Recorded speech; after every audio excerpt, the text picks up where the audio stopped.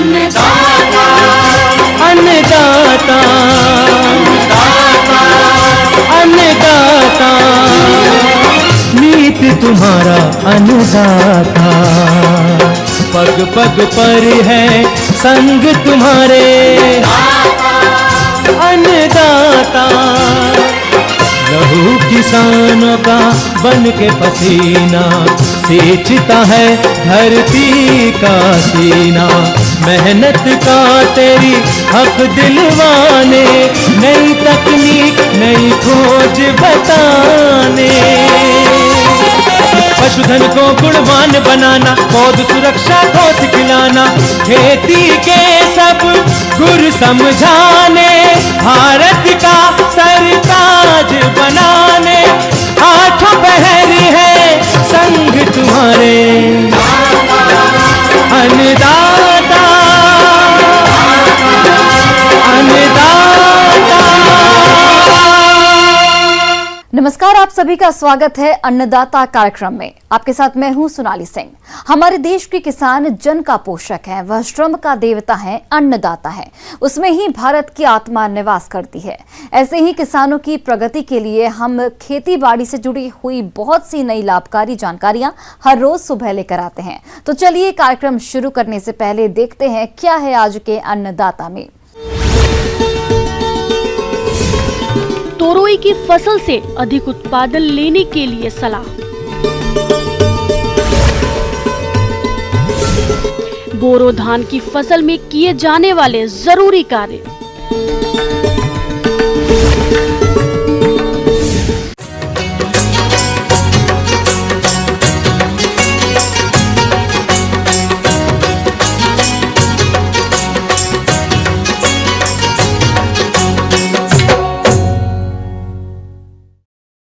प्रदेश के जिन किसान भाइयों ने तोरई की फसल लगाई है, उनकी फसल इस समय पुष्पन और फलन की अवस्था पर है और इस अवस्था पर फसल में कुछ कार्यों को करना जरूरी होता है ताकि फसल से आपको आगे चलकर भरपूर उत्पादन प्राप्त हो सके। तो आप इस समय फसल में कौन कौन से कार्यों को करें, तो इस बारे में जानकारी दे रहे हैं विषय विशेषज्ञ संदीप चौहान।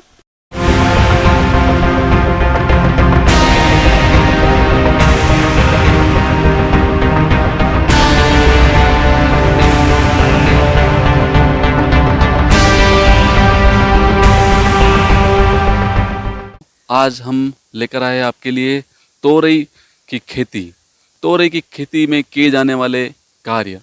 इस समय जो है तोरई की खेती में बहुत महत्वपूर्ण कार्य है, जिसको कृषि कार्य बोलते हैं, कृषण कार्य बोलते हैं। इसको करने की बहुत ज़्यादा आवश्यकता होती है।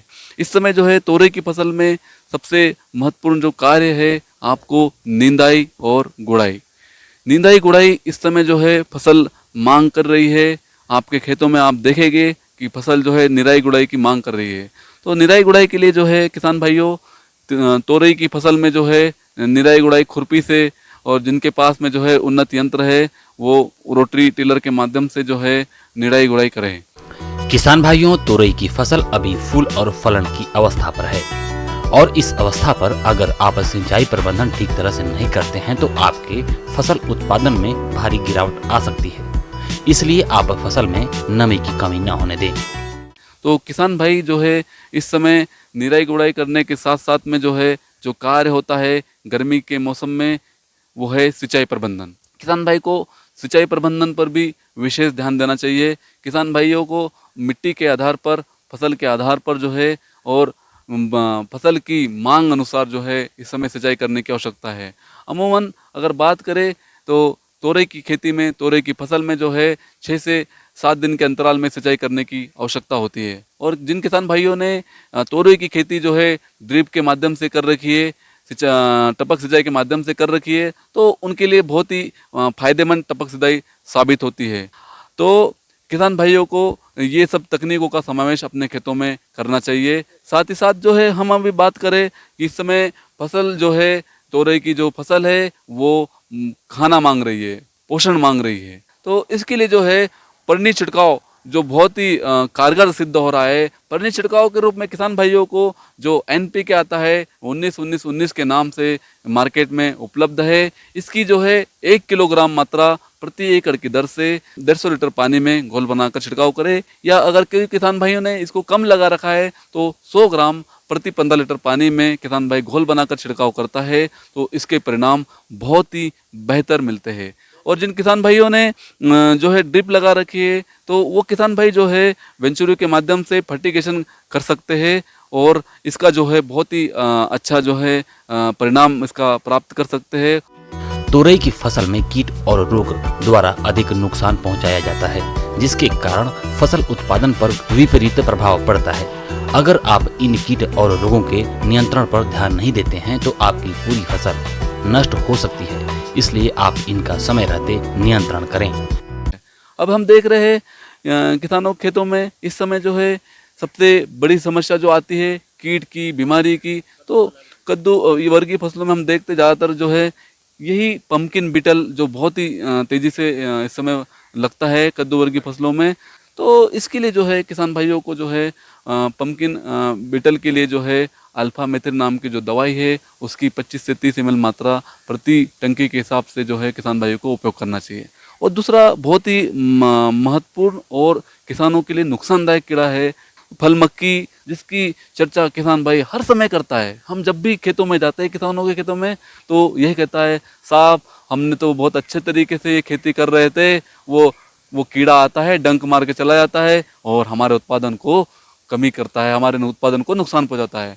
ये जो फल मक्खी कीट है ये बहुत तेजी से इसका संक्रमण इस समय होता है और वो फूल से जब फल बनता है उसी अवस्था में डंक मार देता है, तो आने वाला जो फल होता है वो कुबड़ा होता है और मार्केट में इसको कोई खरीदता नहीं है। तो इसके लिए जो है आप फल मक्खी का जो है फेरोमोन ट्रैप बाजार में आता है। 1 एकड़ में इसको जो है शुरुआती अवस्था में अगर हमको चेक करने की बात करें तो 5 से 6 लगाना चाहिए और पूर्ण रूप से कंट्रोल करना है तो 10 से 15 अपने को उसमें लगाना चाहिए। इसके अलावा आप फल मक्खी कीट के नियंत्रण के लिए प्रोफेनोफास 2 मिलीलीटर दवा को प्रति लीटर पानी के हिसाब से घोलकर 7 दिन के अंतराल पर छिड़काव करते रहें, जिससे आप इस कीट पर नियंत्रण पा सकते हैं। और इस समय हम देख रहे हैं किसान भाई इसको भूरी मस्सी बोलते हैं, पाउडरी मिल्ड्यू बोलते हैं। आप खेतों में गए तो बोले पाउडर सा हो गया है, पाउडर सफ़ेद हो गया है। सो कोई सफ़ेद मस्सी बोलता है, कुछ अलग अलग नामों से बोलता है। क्षेत्र विशेष के आधार पर बीमारी का नाम अलग अलग होता है। समझने की बात अगर हम करें तो जब सफ़ेद पाउडर जैसा जम जाता है ऊपर और नीचे जमता है तो जिसको हम डाउनी मिल्ड्यू बोलते हैं, ऊपर जमता है तो हम उसको बोलते हैं पाउडरी मिल्ड्यू। तो इसके लिए किसान भाई जो है जो कॉपर बेस्ड फंजीसाइड है, कॉपर ऑक्सीक्लोराइड, इसके लिए बहुत ही अच्छा फफूंद नाशक है। तो कॉपर बेस्ड फंजीसाइड का इसमें उपयोग करें तो इसमें जो है अच्छे परिणाम किसान भाई को मिलते हैं। इसकी जो है लगभग जो है 500 ग्राम मात्रा प्रति एकड़ की दर से इसको उपयोग करना चाहिए। और किसान भाई जो है गर्मी के मौसम में ध्यान रखें कि फफूंदनाशक दवाई, कीटनाशक दवाई का उपयोग जो है वो संध्या के समय करें। जब तापमान कम हो जाता है उस समय जो है कीटनाशक और फफूंदनाशक दवाई का उपयोग करें, इससे जो है बहुत अच्छे परिणाम उसको फफूंदनाशक। ब्रेक के बाद आप सभी दर्शकों का अन्नदाता में स्वागत है।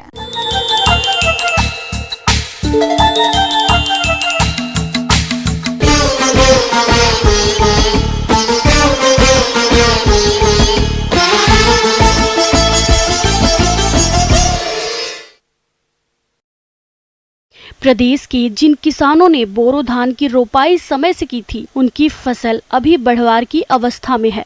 ऐसे में फसल की बढ़वार सही तरीके से होती रहे और फसलों में किसी प्रकार कीट व्याधियां न लगे, इसके लिए फसल की देखरेख सही तरीके से करने की जरूरत है। और अधिक जानकारी के लिए मिलते हैं कृषि वैज्ञानिक डॉक्टर AP राकेश से।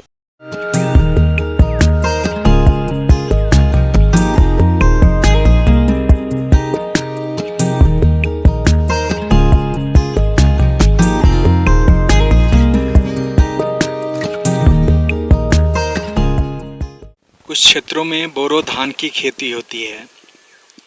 इस बोरो धान की अच्छी उत्पादकता के लिए किसान भाई को समुचित कर्षण प्रबंधन करना चाहिए, जिससे कि उसकी अच्छी उपज हो सके। अमूमन बोरो धान की जो किस्में लगाई गई है वह करीब 40-50 दिनों की हो गई होगी। किसान भाइयों को इस स्थिति में खरपतवार नियंत्रण पर ध्यान देना चाहिए और खरपतवार नियंत्रण के लिए अगर पंक्ति में बुआई की गई है तो कोनोवीडर की सहायता से खरपतवार निकालते हैं। हर एक 15 दिन पर कोनोवीडर चलाते हैं। इसके अतिरिक्त अगर खरपतवार की समस्या है तो हाथ से निकौनी कर किसान भाई खरपतवार निकाल करके पौधे की अच्छी बढ़वार कर सकते हैं। इसके अतिरिक्त अभी मार्च अप्रैल महीने में पानी की काफ़ी पौधों की ज़रूरत पड़ती है। बोरो धान की जो किस्में हैं उसमें 12 से 15 सिंचाई की आवश्यकता पड़ती है। ऐसी स्थिति में किसान भाई को उचित जल प्रबंधन पर ध्यान देना चाहिए जिससे कि अच्छी पैदावार हो सके। उर्वरक प्रबंधन में जो दूसरी उपनिवेशन का समय आ गया है और बाली निकलने से पूर्व 20 किलोग्राम नाइट्रोजन प्रति हेक्टेयर की दर से उपनिवेशन करना चाहिए। इसके अतिरिक्त पौधा संरक्षण पर ध्यान देना चाहिए। देखा गया कि धान में कई तरह के कीड़े एवं बीमारी का प्रकोप होता है। धान में लगने वाले जो मुख्य कीड़े हैं उसमें गंधी कीट, तना छेदक कीट आदि प्रमुख हैं। गंधी कीट से फसल की सुरक्षा के लिए मालाथियन 5% धूल 8 से 10 kg प्रति एकड़ की दर से खेतों में भुरकाव करना चाहिए। तना छेदक कीट की सुड़िया काफी हानिकारक होती है। यह हल्के पीले शरीर वाली तथा नारंगी पीले सिर की होती है। मादा सुड़े के पंख पीले होते हैं। यह पौधे की गोब में प्रवेश कर जाती है जिससे पौधे की बढ़वार रुक जाती है। कीट पौधे की गोब के तने को काट देती है जिससे गोब सूख जाता है और बालियों का रंग सफेद पड़ने लगता है। 5% प्रति वर्ग मीटर से अधिक गोब मृत होने पर रसायनों का प्रयोग करना चाहिए। तना छेदक की रोकथाम के लिए कार्बोफुरान 3G 20 किलोग्राम प्रति हेक्टेयर की दर से भुरकाव करें। धान में कई तरह के रोग का भी आक्रमण होता है जैसे कि ब्राउन स्पॉट भूरी चित्ती रोग। भूरी चित्ती रोग से बचाव के लिए किसान भाई को कार्बेंडाजिम एवं मैंकोजेब मिश्रित दवा जैसे कि साफ आदि का 2 ग्राम प्रति लीटर की दर से छिड़काव करना चाहिए। इसी तरह से खैरा रोग का भी आक्रमण होता है। खैरा रोग जिंक की कमी से होने वाला रोग है। खैरा रोग धान में लगने वाला एक रोग है जिसमें पत्तियों पर हल्के पीले रंग के धब्बे बनते हैं जो बाद में कत्थई रंग के हो जाते हैं। पौधा बौना रह जाता है और व्याध कम होती है। प्रभावित पौधों की जड़ें भी कत्थई रंग की हो जाती है। यह रोग मिट्टी में जस्ते की कमी के कारण होता है।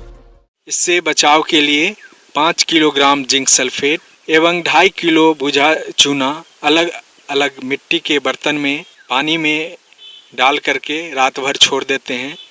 सुबह उसे छान करके और दोनों घोल को मिला करके और फसल में 800 से 1000 लीटर पानी में मिला करके प्रति हेक्टेयर की दर से इसका छिड़काव करते हैं। धान में अन्य रोग जैसे कि बैक्टीरियल लीफ ब्लाइट भी लगता है जिसमें कि पत्तियां ऊपर से उसकी फुनगी से एक किनारे या दोनों किनारे से सूखने लगती है। इससे बीमारी से रक्षा के लिए किसान भाई को कॉपर ऑक्सीक्लोराइड दवा 2.5 किलोग्राम प्रति हेक्टेयर एवं 50 ग्राम स्टेक्पोसाइक्लिन प्रति हेक्टेयर की दर से 600 से 800 लीटर पानी में मिलाकर इसका छिड़काव करते हैं जिससे कि फसल की सुरक्षा होती है। इस प्रकार किसान भाई उचित कृषि प्रबंधन एवं पौधा संरक्षण का प्रयोग कर अच्छी उपज बोरो धान की ले। ब्रेक के बाद एक बार फिर से आप सभी दर्शकों का अन्नदाता कार्यक्रम में बहुत बहुत स्वागत है।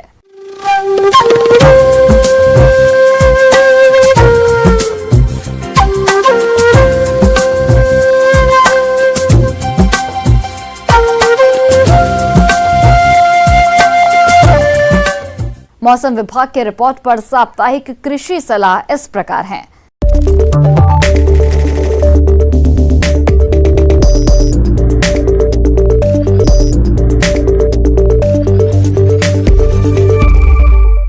ग्रामीण कृषि मौसम सेवा राजमाता विजया राजे सिंधिया कृषि विश्वविद्यालय आंचलिक कृषि अनुसंधान केंद्र मुरैना द्वारा प्रेषित मौसम पूर्वानुमान रिपोर्ट के आधार पर श्योपुर और इससे लगे जिलों के किसान भाइयों को सलाह दी जाती है कि आगामी मौसम को देखते हुए फलदार वृक्षों की शाखाओं को सहारा दें, जिससे तेज हवा से हानि न हो।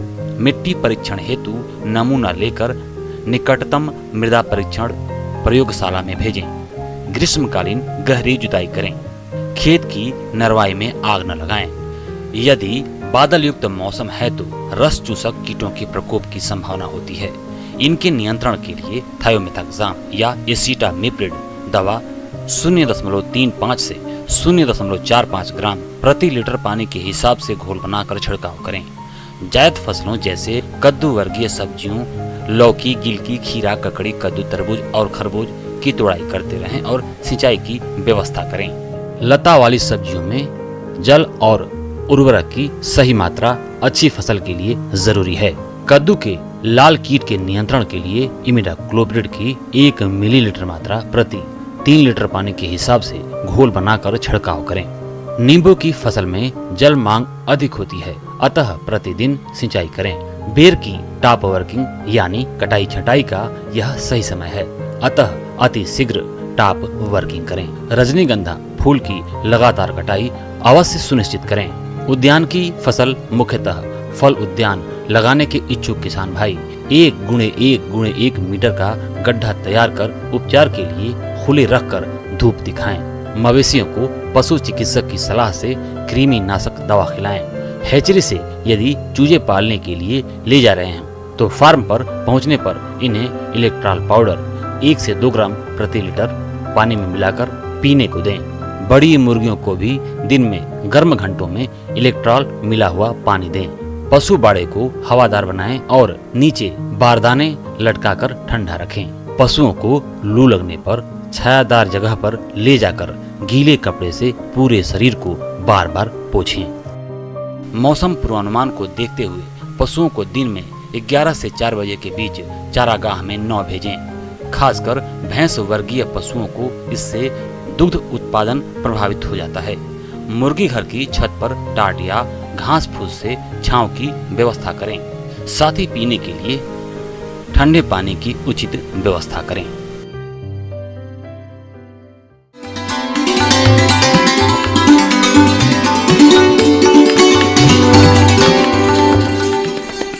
आइए जानते हैं अन्नदाता निःशुल्क फोन के माध्यम से पूछे गए समस्याओं का समाधान।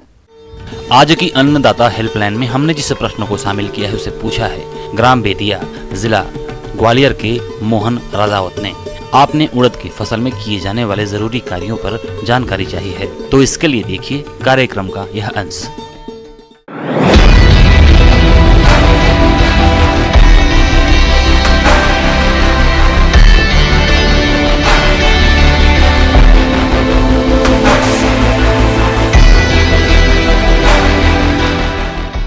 किसान भाइयों, वर्तमान जो समय है वो जायद का है, तो इसमें हमारे राज्य की प्रमुख फसल है उड़द की। तो किसान भाइयों, जैसा कि अभी का जो समय है उसमें उड़द की फसल में खरपतवार अधिक देखने को मिलते हैं, जो कि फसल में खाद, उर्वरक और हवा पानी के लिए प्रतिस्पर्धा करते रहते हैं, जिससे फसल की बढ़वार पर विपरीत प्रभाव पड़ता है। साथ ही साथ फसल पूर्ण रूप से कमजोर हो जाती है और फिर आगे चलकर फसल उत्पादन में कमी आ जाती है। मैं आपको बता दूं कि किसी भी फसल का अगर आपको अच्छा उत्पादन लेना है तो सबसे पहले इसमें खरपतवार प्रबंधन जो है अति आवश्यक होता है, क्योंकि ये जो है कीट और व्याधियों के लिए आश्रय स्थल का भी काम करते हैं। तो किसान भाइयों, आप 20 से 25 दिन के अंतराल में पहले निंदाई गोड़ाई और दूसरी निंदाई गोड़ाई जो है वो 25 से 40 दिन के अंतराल में कर लें और खेतों को खरपतवार से मुक्त रखें। इसके बाद बात आती है जल प्रबंधन की। तो वर्तमान जो समय चल रहा है उसमें आप सभी जानते हैं कि तापमान जो है 39 से 40 डिग्री के आसपास अभी इसके और बढ़ने की संभावना है, जिससे वाष्पोत्सर्जन की क्रिया जो है बहुत अधिक बढ़ जाती है पौधों में। को मैं बताना चाहूँगा कि लगातार आप हल्की सिंचाई करते रहें और इसके लिए मृदा का जो प्रकार है और फसलों की जल मांग के आधार पर आप सिंचाई करते रहें। ये बात का विशेष ध्यान रखना है कि बराबर नमी जो है पूरे खेत में बनी रहे और ना तो कम रहे और अत्यधिक भी नहीं रहनी चाहिए, क्योंकि अगर आप जल कहीं पर संग्रहित हो जाता है तो वो भी जो है इस फसल के लिए अत्यधिक हानिकारक होता है। ये उसके प्रति अधिक संवेदनशील होती है, जिससे जड़ सड़न रोग हो सकता है पौधों में। इसके बाद बात आती है पोषण प्रबंधन की। तो किसान भाइयों, अभी तक आपने बेसल डोज के रूप में नाइट्रोजन, फास्फोरस और पोटास, जिंक की मात्रा आपने दे दी होगी, लेकिन कहीं कहीं पर अगर आपको फसल थोड़ी कमज़ोर दिख रही होगी तो आप बची हुई नाइट्रोजन की मात्रा 10 किलोग्राम प्रति एकड़ की दर से आप इसका छिड़काव जो है कर सकते हैं। और अगर अत्यधिक आपको कमज़ोर दिख रही है फसल तो आप घुलनशील उर्वरक है, आप 19-19-19 का छिड़काव 1 से 2 किलोग्राम प्रति एकड़ की दर से आप इसका भी 200 लीटर में घोल बनाकर आप इसका भी छिड़काव कर सकते हैं। किसान भाइयों, अब हम बात कर लेते हैं सबसे महत्वपूर्ण जो पहलू रहता है फसल सुरक्षा का। बिहार रोमेल इल्ली कीट। इस कीट के प्रौढ़ मध्यम आकार का तथा प्रौढ़ के पंख पूरे पीले रंग के होते हैं। इनके शरीर पर घने बाल या रोए होते हैं, जिस कारण इन्हें कंबल कीट भी कहा जाता है। इल्लियां छोटी अवस्था में झुंड में रहकर पत्तियों को खाती हैं, जिससे पत्तियां जालीनुमा आकृति की बन जाती हैं। बड़ी इल्लियां फसल में फैलकर पत्तियों में अत्यधिक नुकसान पहुंचाती हैं और अधिक प्रकोप होने की स्थिति में पौधे पत्ती विहीन हो जाते हैं और केवल डंठल के रूप में रह जाते हैं। इनके प्रकोप से पौधे में दाने छोटे व उपज में कमी हो जाती है। जैविक कीट नियंत्रण के हेतु फसल में 6 से 7 फेरोमोन ट्रैप प्रति एकड़ के हिसाब से लगाने चाहिए। इसके साथ ही फसल में लाइट ट्रैप का भी प्रयोग करना चाहिए। यदि फसल में नुकसान आर्थिक क्षति स्तर से अधिक है तो आप रासायनिक नियंत्रण के लिए 0.05 ग्राम इमामेक्टिन बेंजोएट दवा को प्रति लीटर पानी के हिसाब से घोलकर फसल पर छिड़काव करें, जिससे इस कीट पर नियंत्रण पाया जा सके। इसमें जो चूसक कीट है वो बहुत ही हानि पहुंचाते हैं, जिससे उत्पादन कम हो जाता है, पत्ते सूख जाते हैं, सिकुड़ जाते हैं और प्रकाश संश्लेषण की क्रिया बाधित होती है, जिससे पौधे बौने रह जाते हैं और उत्पादन भी बहुत कम प्राप्त होता है। तो इससे बचाव के लिए आप नीम तेल का छिड़काव कर सकते हैं। 5 ml प्रति लीटर की दर से आप घोल बनाकर छिड़काव कर सकते हैं। और जब आपकी फसल 8 से 10 दिनों की हो जाए तो आप इमिडाक्लोप्रिड 1 ml प्रति लीटर पानी में घोल बनाकर आप इसका भी छिड़काव जो है कर सकते हैं। इसके बाद हम बात कर लेते हैं रोगों की। तो इसमें सबसे प्रमुख पीला मोज़ेक वायरस, जो कि सफ़ेद मक्खी द्वारा फैलता है। चूँकि ये ऐसा रोग है कि अगर आपके खेत में आ गया और 1-2 पौधों में हो गया तो ये पूरे खेत में लगभग फैल जाता है और पूरी फसल जो है नष्ट कर देता है। तो इसके नियंत्रण के लिए सबसे पहले तो आप रोगरोधी किस्मों का चयन करें, मतलब पीला मोज़ेक जो रोग है उसके अवरोधी जो किस्में हैं आप उसका उपयोग करें। बीज उपचार अगर कर रहे हैं तो जो फंगीसाइड के साथ साथ इंसेक्टिसाइड थायोमेथाक्साम 0.5 ग्राम प्रति केजी बीज की दर से आप इसका भी अच्छी तरह से मिला दें और बीज उपचार करें। और साथ ही साथ फसल चक्र का उपयोग करें। लगातार एक ही खेत में आप हर साल उड़द की फसल ना लें। और चूसक कीड़ों के नियंत्रण के लिए आप इमिडाक्लोप्रिड 1 ml प्रति लीटर पानी में घोल बनाकर आप इसका छिड़काव करें। तो किसान भाइयों, ये थी मेरे द्वारा बताई गई छोटी छोटी जानकारियां, जिसको आप अगर ग्रीष्मकालीन उड़द की अधिक से अधिक उत्पादन प्राप्त कर सकते हैं। धन्यवाद।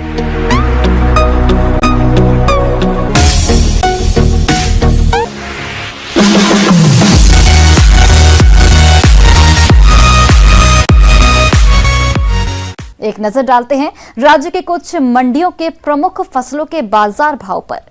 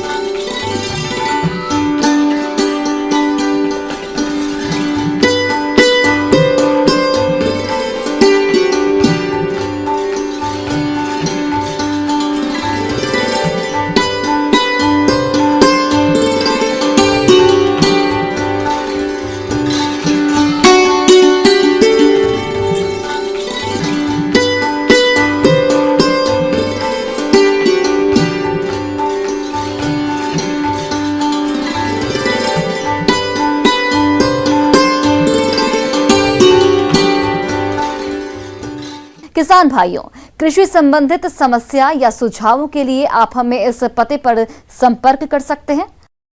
प्रोड्यूसर अन्नदाता news 18 Madhya Pradesh Chhattisgarh, Ramoji film city Hyderabad 501512।